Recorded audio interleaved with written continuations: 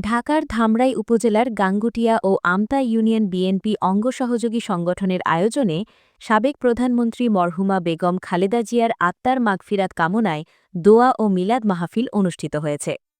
শনিবার বিকেলে গাঙ্গুটিয়া ও আমতা ইউনিয়নের সাবেক প্রধানমন্ত্রী বেগম খালেদা জিয়ার আত্মার মাগফিরাত কামনায় দোয়া ও মিলাদ মাহফিল অনুষ্ঠিত হয়। ঢাকা জেলা যুবদলের সাবেক অর্থ ও দপ্তর সম্পাদক মনিরুল ইসলামের সঞ্চালনায় প্রধান অতিথি হিসেবে উপস্থিত ছিলেন ঢাকা জেলা যুবদলের সভাপতি ইয়াসিন ফেরদৌস মুরাদ।